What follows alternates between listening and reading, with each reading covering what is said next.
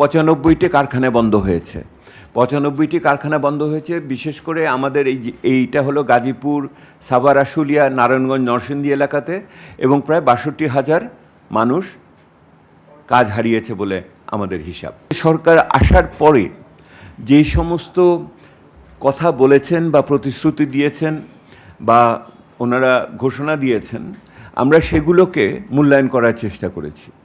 বিশেষ করে যেগুলিতে ওনারা ঘোষণা দিয়েছেন সেগুলি না, যেগুলিতে ওনারা পদক্ষেপ নিয়েছেন। এরকম পদক্ষেপ নিয়েছেন এমন আমরা প্রায় 362টি বিভিন্ন পদক্ষেপের আমরা তালিকা তৈরি করেছি। এটা আমাদের রিফর্ম ট্র্যাকারে যাবে, এবং এই 362টি যে আমাদের পর্যবেক্ষণ, সেটাকে আমরা 9টি ভাগে ভাগ করেছি। আপনারা দেখবেন খাতগুলো সুশাসন থেকে আরম্ভ করে আর্থিক ব্যবস্থাপনা, আমাদের শিল্প বাণিজ্য, একই সাথে ব্যাংকিং খাত, অর্থ খাত, আমাদের জ্বালানি এবং যোগাযোগ ব্যবস্থা, পরিবহন, আমাদের কৃষি এবং গ্রামীণ অর্থনীতি, শিক্ষা, স্বাস্থ্য, সামাজিক সুরক্ষা, এরকম 9টা খাতে আমরা দেখেছি। এইগুলোকে আমরা 2 ভাগে ভাগ করেছি: areas of comfort, areas of concern. Comfort and concern বাংলায় বলেছি স্বস্তি এবং অস্বস্তি। যে সরকারি এমপিরা বা সংসদের এমপিরা আগামী দিনে কোনো প্লট নেবেন না, গাড়ি নেবেন না, ইত্যাদি বিষয়কে আমরা খুবই গুরুত্বপূর্ণ বলে সিদ্ধান্ত একটা হিসেবে আমরা দেখেছি।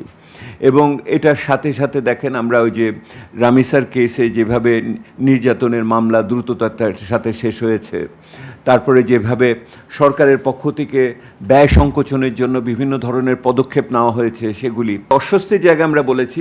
সেটা হলো যে রাজনৈতিকভাবে সংশ্লিষ্ট ব্যক্তিদের উচ্চ পদে দেওয়া হয়েছে। এইটা রাজনৈতিক পদায়ন আমাদের কাছে মনে হয়েছে অত্যন্ত অগ্রহণযোগ্য একটা পদক্ষেপ।